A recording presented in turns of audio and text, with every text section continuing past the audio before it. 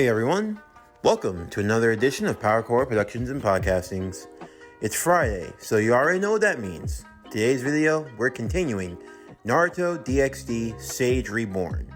What if Naruto wasn't HighSchool DxD, the Remastered Edition, Season 3, Part 2.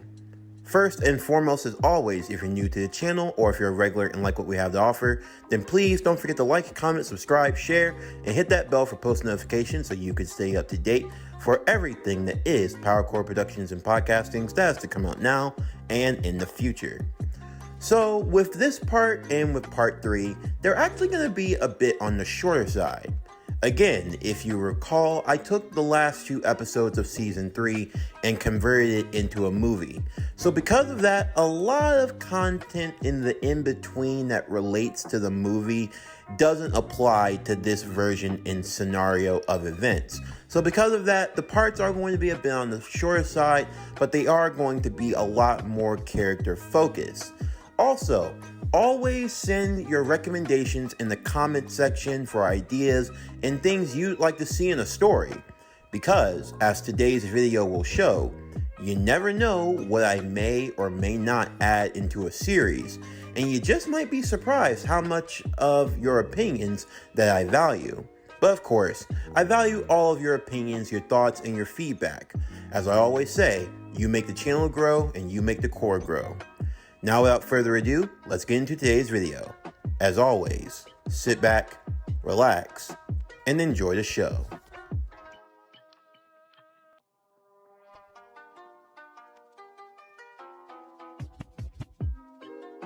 As Koneko would confront her sister Kuroka, Naruto and Akeno would hide in the shadows, concealing their presence and waiting to make their move. Kuroka made it very clear that she had come back for her sister, the sister she had abandoned a long time ago. For Koneko, she didn't want any of her friends to get hurt, to be dragged down into her mess and her past. Naruto was waiting to create an opening, but their cover was detected, as Byakuya would arrive right beside Kuroka, announcing that he could sense the other energies hiding within the shadows themselves. Naruto and Akeno would emerge, Akeno making it very clear that Koneko was a member of the House of Grimory and she was not going to be handed over to anyone, Naruto seconding that notion as he prepared himself ready for a fight. Byakuya would laugh at the gesture. The Red Dragon Emperor, Naruto Uzumaki, while powerful and not one to be taken lightly, was still far from volley in his opinion. He would also comment that ever the fight between he and Volley, the White Dragon Emperor had changed. "You're talking about the Sharingan, aren't you?" Naruto would say. "Is that what you call it? Well, in either case, it's made Volley a lot stronger. I wonder what'll happen if I spar with you. You think maybe you'll have some power you want to give to my way? I'm sorry, but I'm kind of all out of giving people free stuff, you know. I gotta make a return on some profit. Can't just go around giving away free samples. Well, in either case, I think I'll take your defeat as the perfect reward." Byakuya would charge at the both of them. Both Naruto and Akeno would move out of the way simultaneously, looking to make their countermeasures. Kuroka would attack the both of them using her sage arts, believing that she had dealt a critical blow to the both of them, and Koneko fearing the worst. However, when both Naruto and Akeno were struck, a poof of smoke would appear around them, the two instantly turning into logs. "What? Some type of sorcery?" Koneko would hear her sister mutter. However, only Koneko would be aware of the truth. "Sorcery? No. Ninjutsu? Hell yeah." Naruto would jump from behind Kuroka, both he and Akeno at the ready. Naruto having grown a pair of blonde fox ears and a fox tail, the pigment around his eyes turning into a golden hue, and his eyes into that of the golden fox. "Ninja art substitution jutsu, a specialty from my people." "What? How are you able to use sage arts? Kuroka would say, as she entered into a sage mode of her own. Byakuya would come in ready for a strike. However, Akeno was prepared to hold him back. As she launched 2 streaks of lightning towards him, she would weave a series of hand signs before morphing them and taking them into a different shape. Ninja art, lightning style, twin serpent snake paralyzation. The lightning would then morph into 2 twin snakes that would wrap around both of Byakuya's arms, biting into it simultaneously and stunning him for a moment. Ah, the daughter of Barkiel, a true witch of lightning. Don't ever bring that name up to me again. I am not his daughter. Whoa, Akeno, you need to calm down. Naruto would move out of the way quickly as Kuroka would begin her assault once more. Naruto, please don't do this, Koneko would say. I'll go with her. You don't have to fight and risk your life. Don't even say that again, Koneko, Naruto would say. We're not letting you leave with her, and that's final. And just why do you care, yokai? This is a family matter, and the last time I checked, the 2 of you aren't family. I am her sister, the one that shared the same womb with her.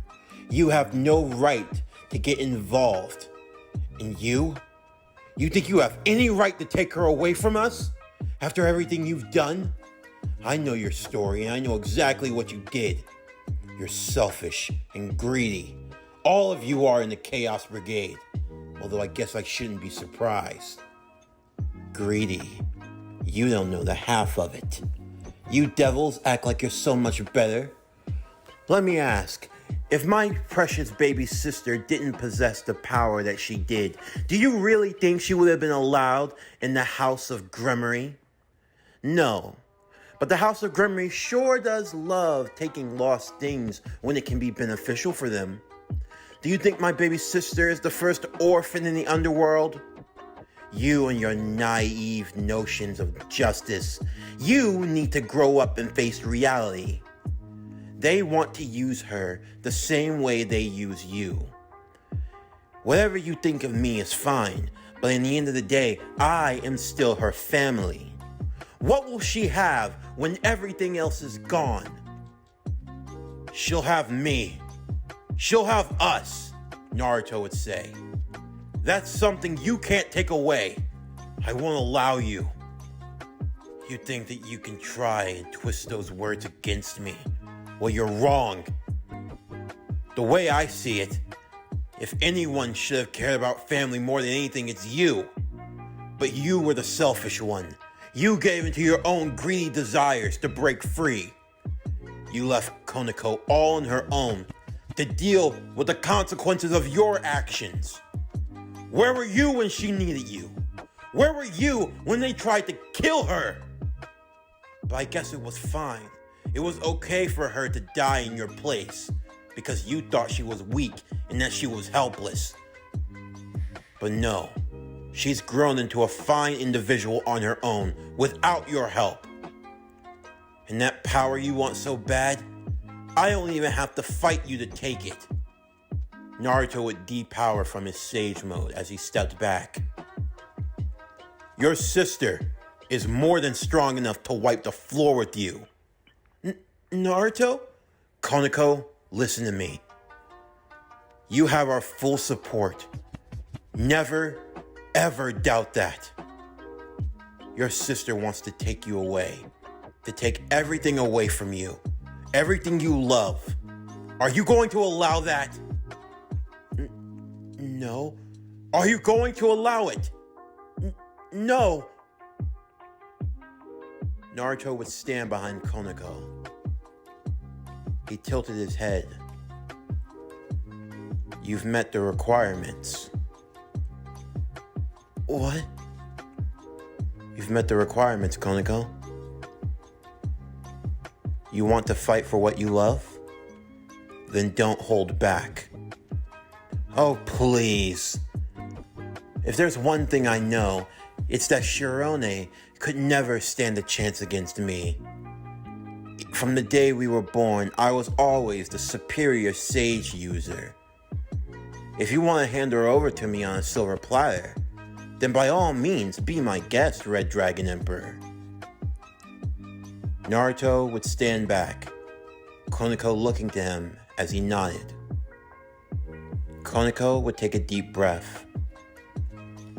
Naruto, thank you for freeing me. Koneko opened her eyes. Her cat ears began to grow from the top of her head, along with 2 cat tails. Koneko would crouch down on all fours as she began to power up. My, it seems you have been training. Kuroka, listen to me. You and I, our past, that is as far as we go. Today, I sever the bond between us. 8 inner gates. Gate of opening.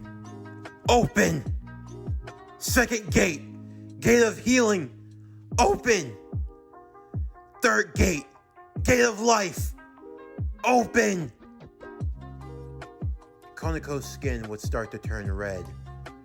The veins of her muscles starting to twitch as she rocketed forward towards Kuroka's barrier.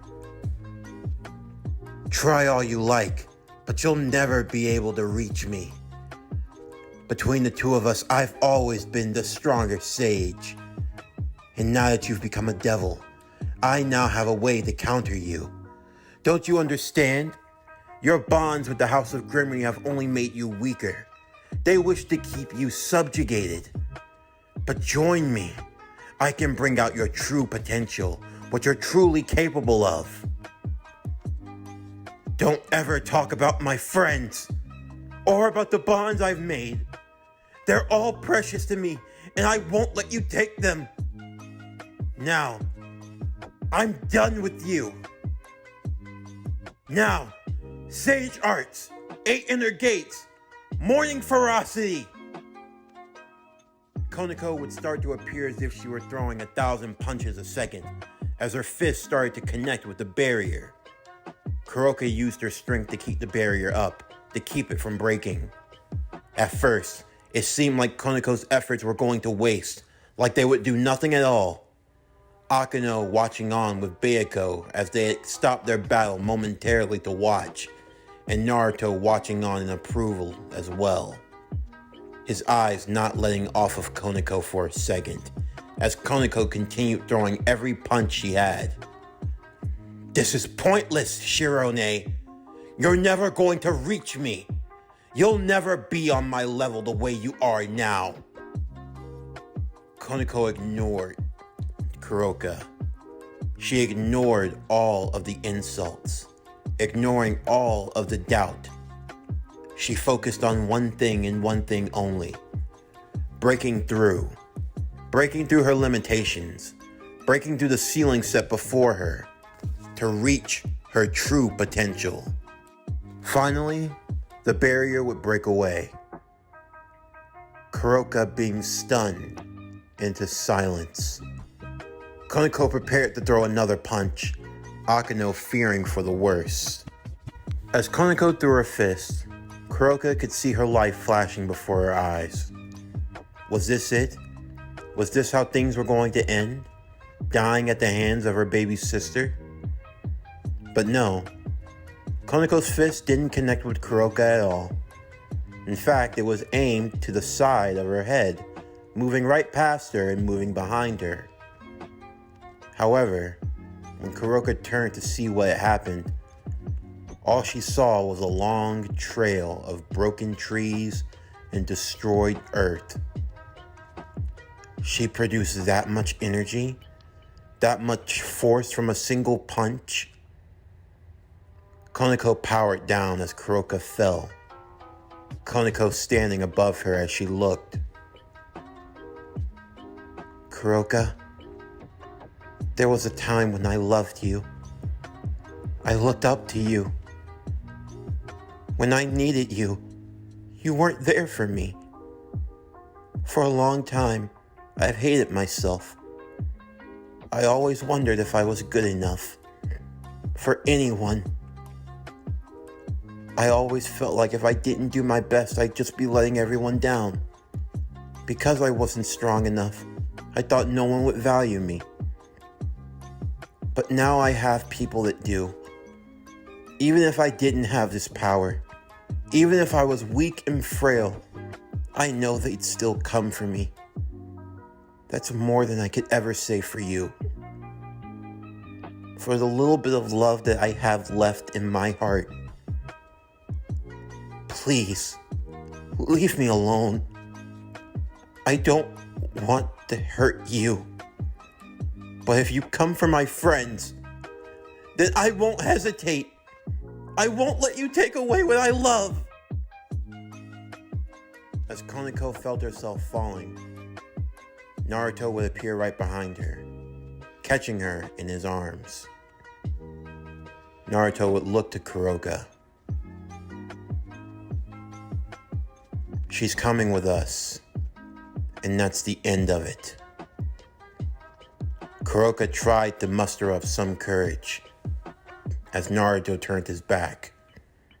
However, Naruto simply turned his head, looking at Kuroka, his glare more than enough to freeze her in place.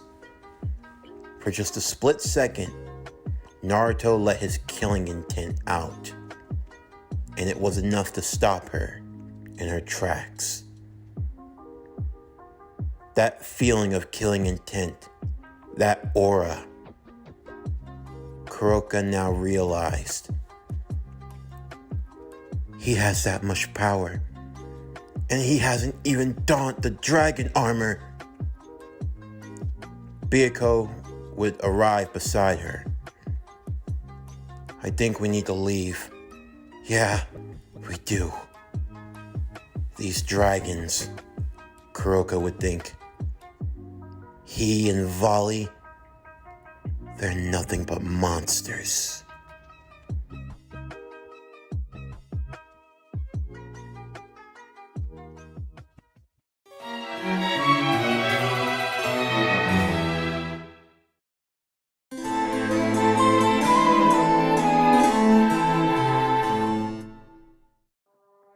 After the fight, with Kuroka and Byakuya retreating, Naruto and Akeno would arrive back to the banquet hall.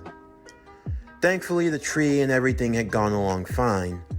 Rias was worried for the safety of those of her household, and was glad to see that they had all returned back safely, and was even more so proud that Koneko was able to overcome her past in a way of achieving an even greater power than before. From that point on, everything else that happened was rather uneventful. They stayed in the underworld for not too much longer of a time, since summer vacation was just about over. And along with that, the piles of homework that they had neglected. Although thankfully for Naruto, homework was something he was able to get around. Shadow clones after all, each clone taking a different subject and getting to work. As they all worked to finish though, the door would be knocked upon as Naruto would call for it to open. Akeno walking into the room and giving him a cup of tea as she had finished making some for everyone. Naruto thanked her, and she even helped him with a few issues he was having with his homework. Of course, once she had finished, seeing the opportunity, she asked if Naruto were doing anything that weekend, the weekend before school started. Of course, Naruto didn't have any plans in particular, and as such, Akeno saw it as an opportunity. She wanted to go on a date. Naruto would stand outside of the home. He was dressed and ready to go, as he was wondering how long it would take for Akeno to return. He didn't have to wait too much longer as she arrived, fully dressed and ready to go. She looked a lot different when she didn't have her hair tied back in a ponytail. She almost looked like Rainier. You could mistake them for being sisters. She was truly beautiful in Naruto's eyes, and he was able to plan some things out for them. They were able to go to the aquarium, They stopped by a ramen stand for lunch and even went shopping and bought a few things. Of course, as they walked hand in hand down the street though, it became very apparent they were not alone. Rias, Rainier, Koneko, Asia, Zenobia, they were all trying to conceal their presence, and they were doing a fine enough job of it as they watched the two walking from a distance. Naruto not even turning around as he and Akeno continued. Although once he saw the look on her face, he knew that she could tell. So, you were able to pick up their presents? I was. They've definitely become good at hiding it, although not nearly as good as you. Yeah, well, when you train long enough, it's something you can just do naturally. But still, I didn't think they'd be following us for this long. Quickly, the two would play a game of cat and mouse with the others, eventually losing the trail and finding an area in the city to hide in. At least, it wasn't an area that Naruto was expecting to be at. As they turned and looked down the street, they saw that there were a lot of hotel signs. Very specific hotel signs. This was a certain district. The red light district, to be more specific. Oh no. No. This is bad. We gotta get out of here. It's okay, Naruto, Akeno would say. If you wanted some alone time, all you had to do was ask. I am. So, the Red Dragon Emperor does have a perverted side. They both turned to see an older man dressed as a tourist walking over towards them. Odin? Naruto Uzumaki. We have a funny way of running into one another. What? The Allfather, Akeno would say. Just what do we owe the visit?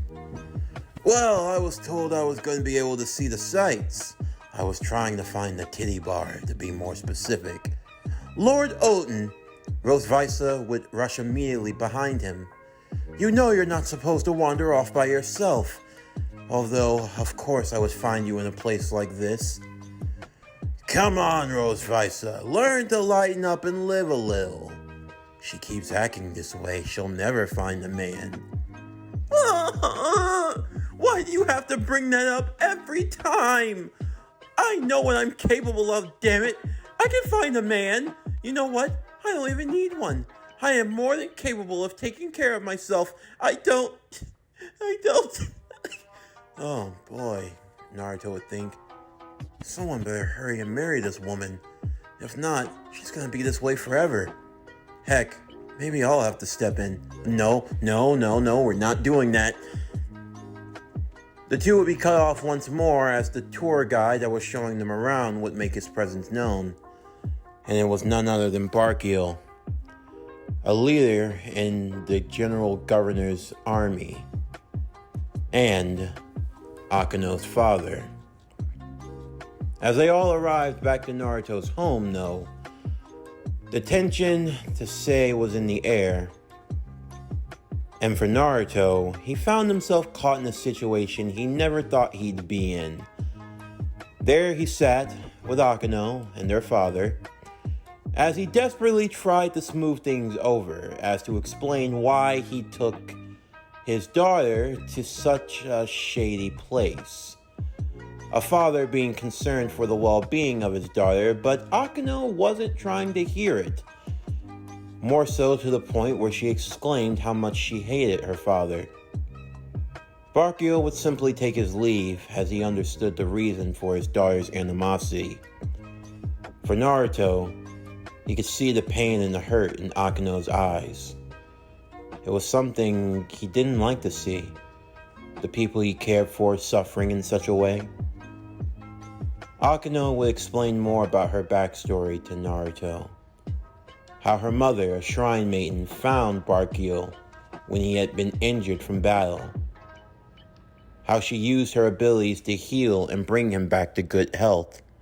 from what should have been certain death. The two fell in love, and she was born not too long after. And for a while, they were a peaceful and loving and happy family. But unfortunately, those times wouldn't last forever. When her father was called back to duty, leaving the mother and daughter to fend for themselves, they were chased away by an angry mob. In defending her, Akeno's mother would lose her life. Even when Bakio returned and took revenge for the murder of his wife, the relationship between the two had been strained, seemingly beyond repair. For Naruto to see Akeno in this state, to feel all of the anguish, all of the darkness that she had kept within, it made him wonder how much he truly understood any of them, the lives they had lived before they met. For Naruto, he always thought that Akeno was the calm and collected type, and as if nothing ever truly bothered her, but he couldn't be further from the truth. As Akeno found herself in Naruto's arms, she would find herself being warmed and comforted by him. She would ask if there was something wrong with her. She knew about Naruto and his situation. "Do you ever hate them?" Akeno would ask. "Not your adoptive parents, but your real ones. I mean, after all, they put you in this situation. Maybe you wouldn't even want to be here with us in the first place." "Hate's a strong word," Naruto would say. "I can't say I fully understand everything my father did. Although everything he did was because of a dream, even still, I can't say I fully understand all of his actions. Sure, I miss the world that I could have come from, knowing that there was a different life I could have lived. Although maybe things could have been worse for me that way. Even still, I don't doubt for a second that my mother and my father loved me very much. And it's because of them I've been able to live the blessed life I have now. I'm grateful that I've met and I got to be with all of you. And I don't regret it for a second." As the two held in each other's arms, Akeno could feel that pain and loss slowly melting away from her. It wouldn't be easy, but maybe she could move on after all. As Bakio prepared to leave back along with Odin, Akeno would prepare a lunch for him to take. It wasn't going to be easy for Akeno, but it was worth it to at least try. In the meantime, as she finished preparing dinner for everyone, she would ask Naruto to come and taste it, Naruto believing that they were having a nice pot roast, and they were, but Naruto would be trying something else. Akeno, taking the opportunity, would give him a kiss, something that she could have for herself. Undeniably, the feelings around Naruto were starting to grow, for many in the House of Grimmery. Naruto was a boy of many talents, but despite all of his powers and all of his gifts, above everything, he was the kind-hearted boy who was able to see the good in others, and someone who was always there for a friend. Summer vacation came to an end, and it was time to return back to school. Naruto yawned as he made his way to the campus of Kuo Academy. The girls had gone ahead because they had some things that they had to take care of for themselves. After all, for Rias and Akeno, they were going to be third years, and this was going to be their final year. Naruto was just starting off as a second year, and for the others, they were moving up in their respective grades also. Naruto, not fully paying attention, would be surprised when someone gave him a kick in the ass. Ow! What the? Who the? Come on! It's not even 8 o'clock yet! Well, I guess my bro's not much of a morning person. Issei? Righty-ho! Who else would it be? Your friendly neighborhood Golden Dragon Emperor, at your service. What the hell are you doing here? Oh, come on! You didn't see my outfit? I go to school here now. Wait, what? Not just me. Irina, Veronica, we're gonna be coming here too. So now, you won't just be stuck with Kiryu. Why are you all here now? Well, it's a bit more on the complicated side, but just know we're gonna be here to watch you guys' backs. Oh boy, I'm looking forward to it. Wait, so where are you guys living? Well, we haven't really decided yet, but come on, you know you're staying with me. Naruto, don't even think twice about it. You've been away from home for far too long. Even if mom and dad don't know the truth, you should still go and see them. They are your family, idiot. Don't forget that. Yeah, you're right. So, shall we make it inside? We don't want to be late for our first day. As the two walked by, they would accidentally bump into someone who was riding a bike and fell over. As they helped the boy off the ground, they saw that based off his uniform, he was going to be in the same grading class as them. However, the boy was dressed a little oddly. Outside of wearing a black jacket over his school uniform, he was also wearing his orange scarf in a weird way. It wasn't just wrapped around his neck, it was wrapped around his whole face, save for a single eye that could be seen through the wrapping, and his black hair showing at the top. So what's with the mummy look? Issei would ask. I don't really feel all that well. I kind of have a bit of a condition, so it's just best to keep myself on the wraps, you know? Yeah. So you new here? Naruto would ask. Yeah, it's my first day actually. Well, don't worry about it. Do you know what class you're going to? The oddly dressed boy would show his papers, and Naruto would see that he and Issei, they were all going to be in the same class. Follow me. I'll show you guys the way. Oh, what's your name? Oh, you can call me Toby. Toby. I'm Naruto. Naruto Uzumaki. This is my brother, Issei. Oh, it's nice to meet the both of you. Naruto would extend and shake his hand. Toby, even while his face was covered, would give an eye smile. Naruto Uzumaki. I think the two of us are gonna be great friends. This concludes Naruto DxD, Sage Reborn. What if Naruto was in high school DxD? Season 3, Part 2. As always, if you enjoyed today's video and everything else that we have to offer, then please don't forget to like, comment, subscribe, share, and hit that bell for post notifications so you can stay up to date on everything that is PowerCore Productions and Podcastings that's to come out now and in the future. Stay tuned for Monday's video as we continue Naruto Rebirth, Cycle of Hatred. What if Sasuke got the Rinnegan earlier? Part 7. But anyway, that's going to do it for the end of today's video. I'm Javon Harrington with PowerCore Productions and Podcastings. Signing off, and I'll see you next time.